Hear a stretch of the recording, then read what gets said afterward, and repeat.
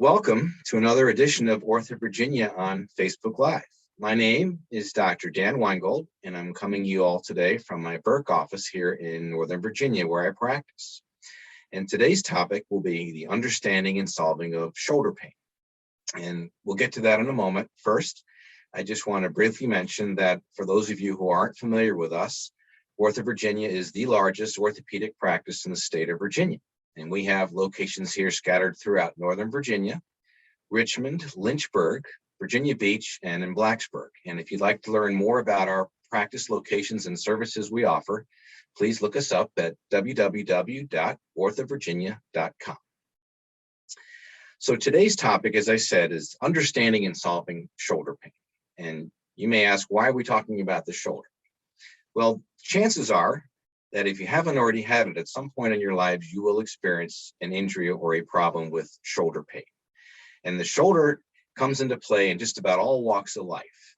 Athletes need their shoulder for serving, for throwing, for swinging, for swimming, for lifting. Laborers need their shoulders for heavy lifting, pushing, pulling, reaching, and just day-to-day activities at home, whether it's raking and gardening, whether it's reaching for dishes, whether it's anything you do on a repetitive basis. After a while, if you start to experience a problem with your shoulder, you may lose the ability to do these things. And trust me, if you ever have shoulder pain at night that keeps you awake at night and can't get to sleep, every day will feel like a Monday. So what I'd like to do for you all today is briefly just give you an overview, and then we'll get into the topic. So we will start by briefly discussing the anatomy of the shoulder. I'll then work my way around various aspects of the shoulder and explain to you all some of the common injuries and disorders that occur. I will explain to you some of the treatments we offer. I will then have you go through the steps we take when you come into my office and how we evaluate you and formulate a diagnosis and a treatment program. I'll offer some tips, and then we'd like to open it up for everybody for a question and answer session. I also have a few pictures and some models of some things that hopefully will make it easier for you all to understand. Now, before we get started, I'll just briefly mention something about myself. I am a board certified orthopedic surgeon. I've been practicing here with OrthoVirginia. I am a shoulder and knee specialist and see a variety of other general topics. I'm also a team physician for two local high schools, Mount Vernon High School and Thomas Jefferson. I was born in New York City. My family moved to Maryland in 1973. I went to high school in Bethesda at the Landon School. I went to undergraduate at Duke University, where I was a pre-med student, and you're not allowed to boo. I then went to the University of Maryland School of Medicine, where I received my MD in 1991. From there, I did my surgical internship and orthopedic residency training at the GW University Medical Center in Washington, D.C., finishing in 1996. And that's where I really gained an appreciation and a love for the shoulder region. And I've been practicing ever since.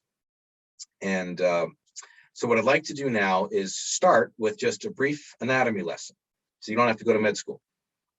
So what is the shoulder? Well, the shoulder is really a connection of three bones. So you have, here's your shoulder, you have your shoulder blade. This is the scapula. And it has few parts to it. It has the body, and it has this cavity. The cavity is called the glenoid, and it has a few other parts that extend up and around the top of the shoulder here. This bone on the top is called your acromia. Now the cavity meets the upper arm bone called your humerus. And so the humerus and the cavity called the glenoid comprise your glenohumeral or shoulder joint. Up above the top of your acromion is your collarbone, also called the clavicle. And so that makes a separate joint called the AC joint. Now, surrounding that joint and the shoulder joint are a series of fibrous tissues called the ligaments. And the ligaments provide the support and the stability for your joints so they don't slip in and out of place. Now, a different model now has a series of muscles surrounding it. So these are the muscles called your rotator cuff. I'm sure you've heard of that. Muscles on the front, on the top, and in the back. And all of these muscles converge and travel out and attach to various points on your humerus. And the rotator cuff muscles provide a lot of the power and the strength of your arm in certain directions, raising forwards and backwards, across the chest, out to the side, rotating out, rotating in. There's also another muscle that leaves your shoulder, goes down the front of your arm, called the biceps. So those are the muscles, those are the bones, those are the joints. And that gives you a relatively simple, straightforward sense of what the shoulder anatomy looks like. And so, now what I'd like to do is sort of go by region and explain some of the injuries and the disorders that occur. Now, there are different reasons for shoulder pain. There are injuries that occur suddenly, an acute injury. Typically with the shoulder, you fall. You may land on your shoulder directly. You may land on your hand out in front of you or have your arm pulled back behind you, which can cause a violent force to the region of the shoulder. Sometimes injuries or problems can occur gradually over the course of time from repetitive use and from repetitive stress. And this can lead to more wear and tear and overuse condition. And then lastly, some injuries can occur not so much from an injury, but just degenerative over the course of time, chronic symptoms of pain, stiffness, weakness, often called arthritis. And so if we work our way down from the top of the shoulder, we have that area, as I mentioned previously, called the AC joint, where the A of the acromion, your shoulder blade, meets the C of your clavicle, your collarbone. Now, an injury can occur if you fall on the land on your shoulder and you can separate the clavicle from the acromion. That's called a separated shoulder, and it comes in various degrees. An injury can also occur if you break the collarbone at that joint or in the middle of the collarbone. Now, how we treat these injuries varies on what the bones look like, what the joint looks like, the degree of the severity of the injury. In many cases, we can treat you with a simple sling for support, rest, pain medication, and then eventually some therapy when we think the injury has healed sufficiently. There are occasionally certain severe injuries that require surgery to repair them. The other condition that we see in the AC joint is arthritis, which means the cartilage between the two surfaces starts to wear away, the bones become closer together, and they start to hurt. Arthritis of the AC joint can be treated with medicines, with injections, and with surgery to remove it if it's painful enough. Now, if we work our way underneath the AC joint into this area here, we're going to be in the area of the rotator cuff. The rotator cuff lives underneath that acromion bone in this space.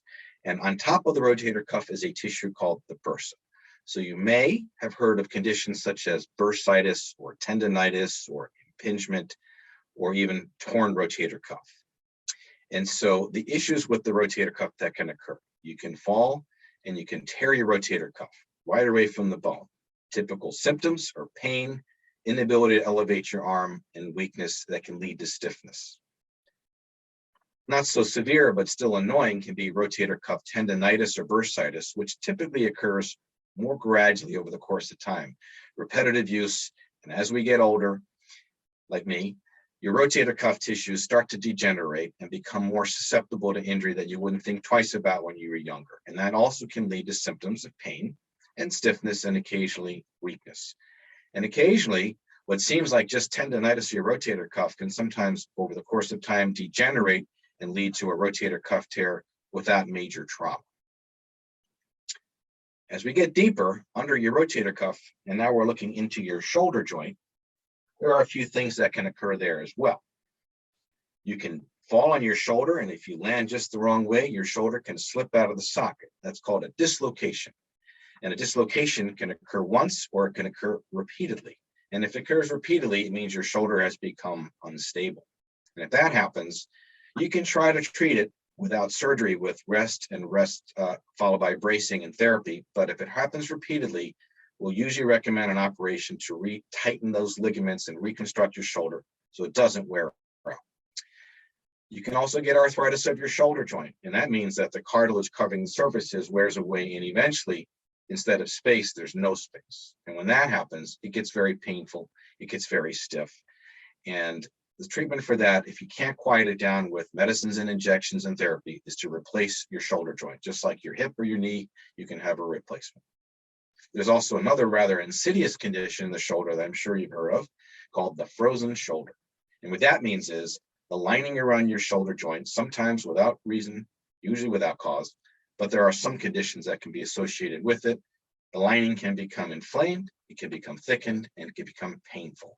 And it's a very long, drawn-out process, but usually it resolves with supervised therapy, medications, an injection, and on occasion, a surgical approach.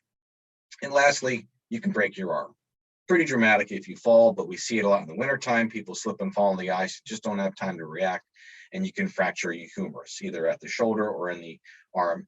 Same thing with that. Sometimes we repair these surgically. Many times we can allow them to heal if the alignments of the bones is satisfactory. So now that we've kind of covered some of those basic diagnoses and some preliminary talk about treatments, what I'd like to do is sort of explain, how do we assess you? You call to the office, you come in and you have shoulder pain. So these are the steps that I like to take. And this will tell me an awful lot by asking the right questions and doing the right physical exam and doing whatever tests we need to do. Typically, we can determine how to get you better. So the first thing we're going to do is take a history. I'm going to ask you questions. When did it start? Has it been there just a couple days? Has it been there several weeks or months, or has it been there for years? Is this a continuous pain, or does it come and go? Is it a positional pain? Are there certain positions that make your shoulder hurt more than others? Or have you lost motion? Does it feel stiffer? Is it hurt at night? Night pain is often a rotator cuff symptom. Have you had an injury? Have you been treated in the past? What makes it feel better? What have you tried? What makes it feel worse? And that's a very key element to determining, for me, right off the bat, where I think we're headed. And some of these diagnoses also are applicable depending on your age. Younger people, probably going to have more ligament and cartilage issues with their shoulder, whereas older people or mid-aged people can often lead to rotator cuff issues as they're, as they have more use and more repetitive use. And then advanced age folks, not necessarily all, can get arthritis of their shoulder. The next thing we're going to do is we're going to do a physical exam. And I'm going to look at your neck and both your shoulders for comparison. And the reason why I'm going to look at your neck is because some people are fooled into thinking they have a shoulder problem. So for example, if you tell me I've got pain on the inside of my shoulder blade, and every time I tilt my head, my whole arm falls asleep, that's probably a pinched nerve in your neck and not shoulder problem. But when I examine your neck and your shoulders, I'm going to look for areas of swelling or tenderness or difference in the shape of the muscles. I'm going to check your ranges of motion. Are they normal? Are they similar? Or are they restricted in one sense or another? I'm going to check the strength to see if you have weakness, which once again could be a rotator cuff problem. I'm going to check your stability to see if it's too loose or not, to suggest maybe there's a ligament or a cartilage problem. And then once I'm finished with that, I'm going to take an X-ray. People question sometimes the need for an X-ray. X-rays are very valuable with shoulder diagnoses, even if they're normal. That helps to rule out certain problems. But X-rays can be very helpful in determining if you may have arthritis, if you've had an injury, what does it look like? Is it healing? Do you have bone prominence or bone spurs that can contribute to rotator cuff irritation or other situations? Then we're going to decide if we have enough information to render a treatment plan. And if I feel like I have enough information from this, I'm going to start you on treatment. It might be therapy. Physical therapy can be very helpful to help strengthen muscles and stabilize joints and recover stiff joints. I may recommend some medications such as an anti-inflammatory. I won't normally recommend a cortisone shot right off the bat for many problems except the frozen shoulder, which can be very helpful to help eliminate that terrible pain and stiffness and make it easier to recover. I may also offer for someone who has shoulder arthritis and just isn't ready for a shoulder replacement. If I don't think I have enough information, I'm going to suggest more tests. And the typical test of choice is an MRI scan or magnetic resonance imaging. And this is a tool that can, provide much more information as far as a 3D picture and tell me, for example, if you have a torn cartilage from a dislocating shoulder, if you have a fracture that's healing, or if you've torn the rotator cuff. And this can help guide me in determining whether or not, for example, as I mentioned, the rotator cuff, should we operate or not? So there are certain cases where we'll recommend surgery for certain conditions because we think they're going to be better off in the long run fixing it than leaving it alone. There are certain conditions where we'll say you don't need to do surgery unless you failed all other treatments, for example, shoulder arthritis or tendonitis of the shoulder. And there are some cases where we'll say surgery is not a good choice for you right now. And so what I'd like to do before we go to a question and answer session is I'd like to just show you a couple of pictures of some things, and then I think we'll get started. So hopefully these things show up well. I just have a couple of pictures to give you all a sense. So the first one is just a plain X-ray of a shoulder. And so what you see here, unlike that model, you have the humeral bone, and then you have the scapula, and then the cavity called the glenoid. That's the shoulder joint. And then up above it, it's a little hard to see. You see the collarbone and the acromion. That's a normal looking shoulder. Okay. Now, this is an X-ray of someone with severe shoulder arthritis. And what you see here is the humeral bone and the glenoid bone are touching each other. That's called bone touching bone arthritis. Painful, stiff, chronic, over many years, typically. This is a surgery that can be done to alleviate that. That's a surgery called a total shoulder replacement. And basically what you're doing is you're removing the worn away bone and cartilage and placing in a prosthesis. Gives you good pain relief. One more picture, just to show you what it looks like for trauma. Falling off your bike typically can lead to a broken collarbone right there. That's a clavicle fracture. This is why we take X-rays, because they can be very valuable in helping us coming up with your diagnosis and your treatment plan. So, if you wanted some helpful tips, this is what I always tell everybody, especially if you're starting something new. Don't do everything all at once. Don't go from 0 to 60. If you're going to start a fitness program, you need to make sure that you go so gradually that you spend enough time stretching and making sure that you don't just work on the big shoulder muscle groups, also work on strengthening your rotator cuff muscles and the muscles around your scapula so that everything works in unison. That would be my most important tip of all. Don't do a lot of sudden changes. My second tip is if it hurts, it's telling you for a reason why it's hurting. And before trying to push through shoulder pain, if it doesn't resolve fairly quickly with a period of rest, I think you need to come see an orthopedist, or at least have your primary care doctor see you and then see if they should see you. Because I think, it can really help to capture certain things early.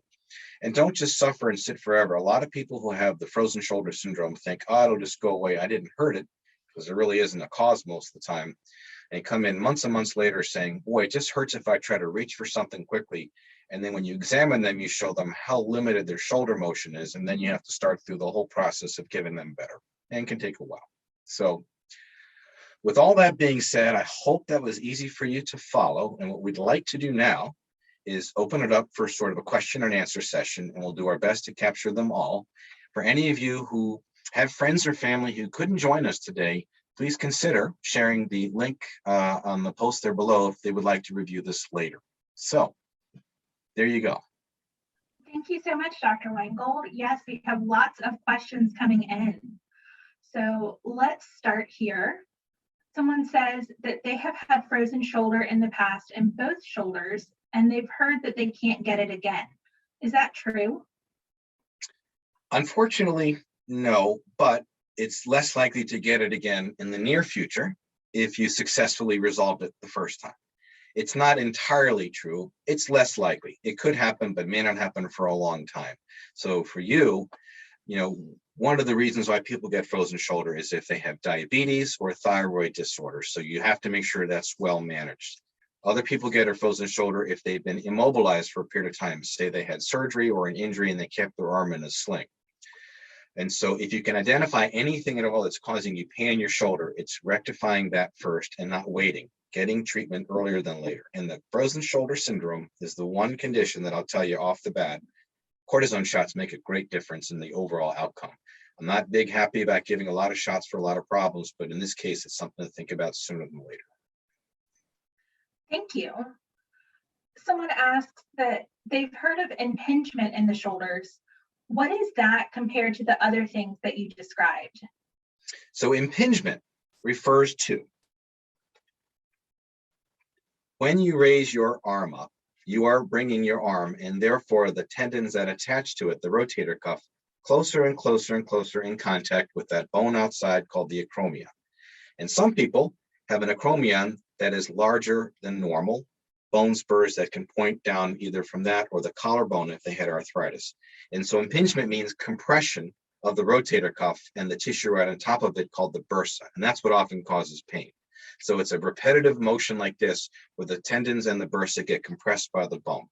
And some people are more predisposed to it than others. Impingement syndrome essentially leads to the symptoms of bursitis and tendonitis. And we'll often tell you, modify the use, especially the overhead use, anti-inflammatory medicines if you can tolerate them well and aren't contraindicated. And if not, we'll think about cortisone shot But before I give a cortisone shot, I'll want to make sure that that impingement syndrome hasn't progressed into something worse, meaning the beginnings of or a tear in your rotator cuff.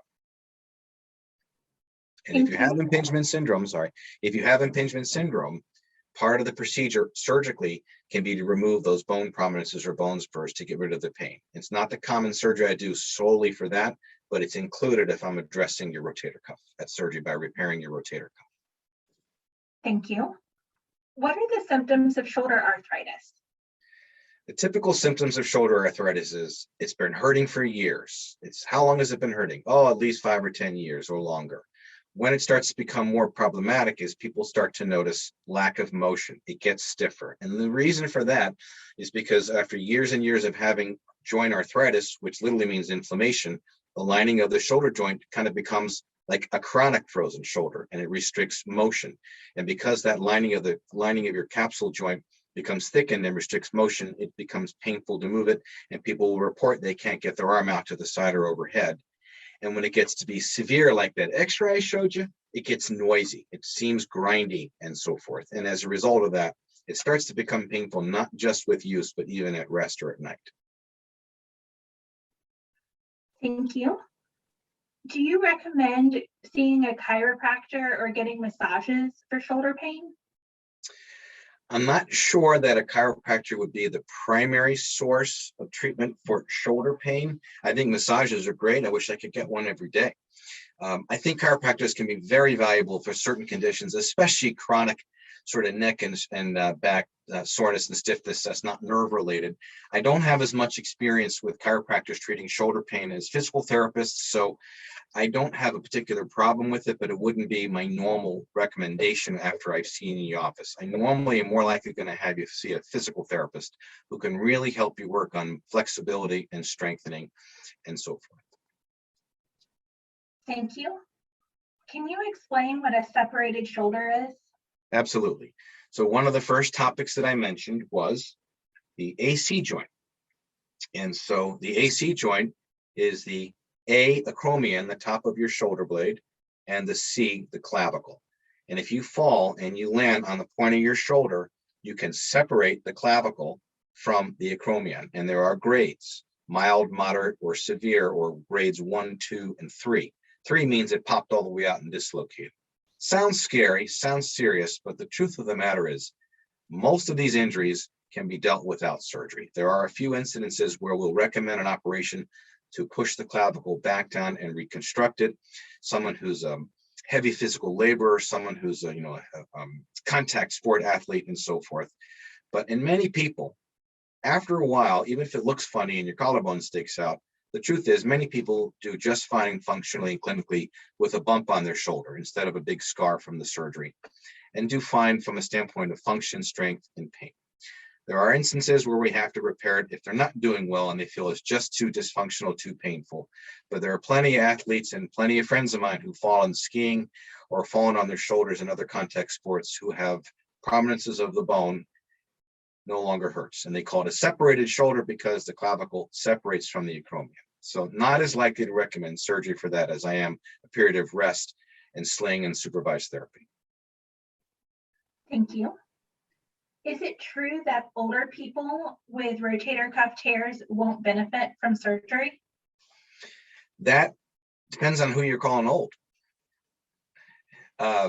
No, it depends. So these are the factors that I consider when I'm trying to recommend surgery to repair your rotator cuff or not. The first off is how old are you, right? There's not necessarily a finite cutoff. Some 75-year-olds are a lot healthier than some 55-year-olds. But age has a role in that typically once you reach about the age of 70, 75, it can be harder to predict if you'll heal the rotator cuff if I repair it because of the quality of the tissue. It's not impossible to heal it, but it becomes a little less predictable. So part of it is your age, part of it is your overall health. Folks who have a tougher time healing these are diabetic patients and cigarette smokers. It also matters on how old it is and how big it is. A smaller tear in a 75-year-old can be a lot easier to repair and predictably heal than a massive tear in a 55-year-old. So it's not always age related. Age has a role if the tear is old. If it's a very old tear, regardless of how old you are, and there's not much to work with, we're not going to recommend an operation to repair it because it probably won't work. What we recommend instead would be another operation called a reverse shoulder replacement, which is a type of shoulder replacement for folks who don't have a rotator cuff. Thank you. We have several questions here about recovery periods after various shoulder surgeries. Ones that have been mentioned include rotator cuff repair, shoulder replacement, and labral repair. Can you talk about that? I sure can. So you have to have an honest discussion with your patient beforehand so all the expectations are properly met. And I always tell everybody, and I drive it home several times before, during, and several times after. If we fix your rotator cuff, our primary goal is pain relief. And that means we need to get the tendon to heal back to the bone. And that takes a while. It takes several months to fully heal. And so while we're waiting for the tendon to heal, our primary goal is to protect you from re-injury. So you'll have to be in a sling or a shoulder brace for roughly 6 weeks. You may remove it for light activities, writing, typing, meals, dressing, and to do some therapy. The therapy is just in the beginning designed to help you recover your range of motion while you're waiting for it to heal. And eventually, when it's safe to do, we'll add some strengthening. And my goal is to get you out about 6 months from your operation and assess if your strength is better, your motion is satisfactory, but most importantly, your pain is better. So the recovery after rotator cuff is about 6 months, but it is staged and it is graduated. And our intention, as I said, is to give you pain. Pain is what drives people to operate on rotator cuffs more often than not, and so forth. You can't always expect to have completely normal use afterwards or the ability to resume normal use afterwards, depending on your age and the size of the tear. But the intention is to make you much, much more comfortable. As far as a shoulder replacement, typically you'll be in a sling for a period of about 4 to 6 weeks and so forth. There's a few muscles that have to when you replace the shoulder joint, you have to split a muscle. It has to heal back properly so that it stays stable. And same thing with that. You're just working on restoring the range of motion and so forth, and then the strength. So it's a period of about 3 to 6 months.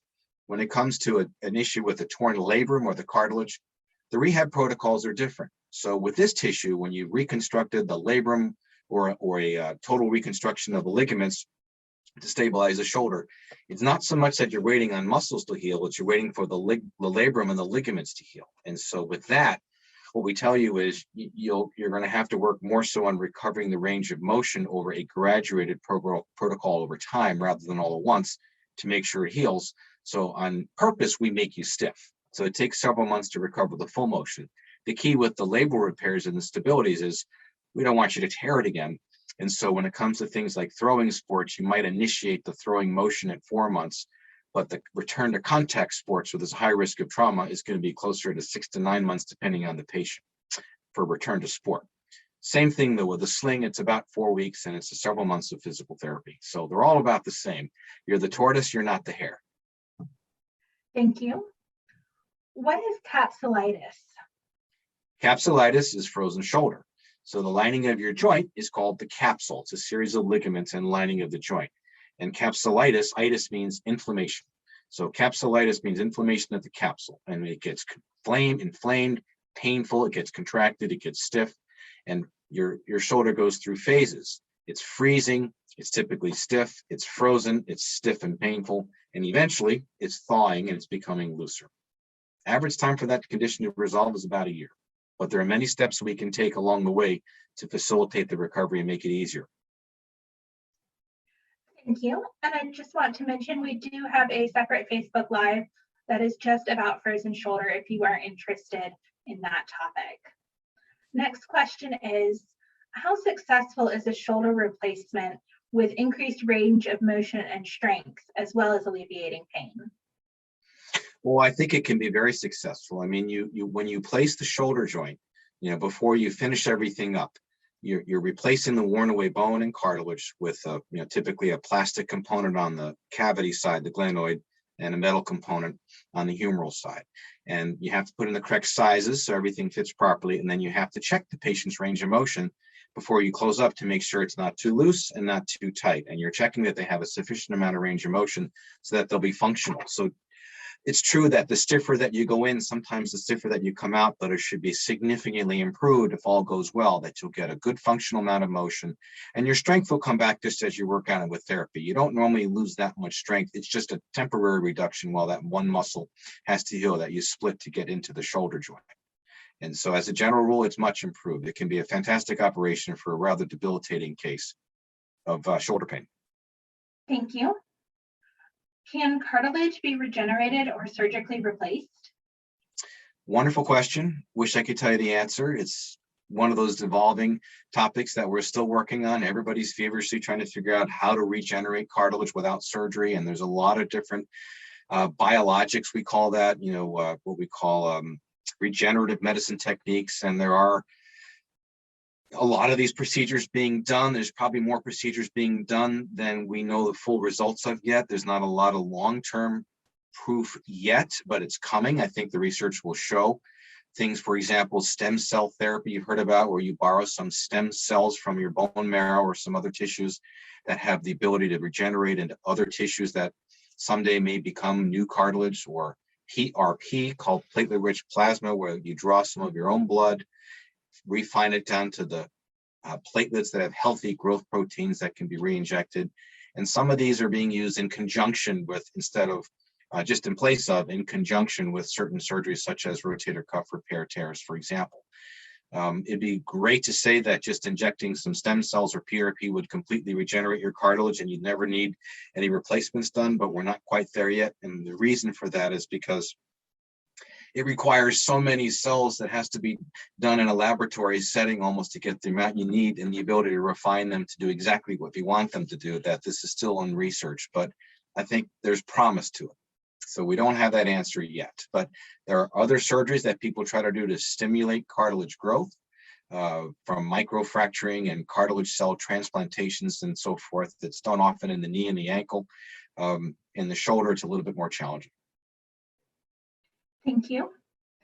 At what point do you consider surgery if you have severe degenerative arthritis in the shoulder? When you've tried everything else and you can't take it anymore, and that's the truth. Now, it depends also on your age. If you're unfortunately a young person, let's say you're 45 or 50 years old, and you've got a lot of arthritis in your shoulder, and you've tried medicine, you've tried injections, you've tried some of this alternative regenerative medicine, and you're not feeling enough relief. There are some surgeons who will offer you an alternative to a shoulder replacement. There are procedures where they try to go in with an arthroscopic surgery, like what we do for your rotator cuff, where we do small incisions around the shoulder, insert a camera inside, and repair the ligaments or the rotator cuff. Where there are some surgeons who will go in and try to remove some of the bone spurs, try to clean out some of the debris, and perhaps even stick a little material or a soft tissue, kind of like a cover.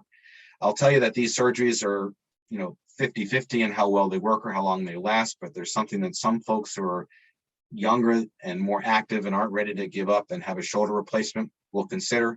But I think ultimately it's a matter of quality of life, just like a hip or a knee. When you can't sleep, when you can't function during the day, when you can't do much of anything with it, and you failed conservative treatments, then it's time to consider a shoulder replacement operation.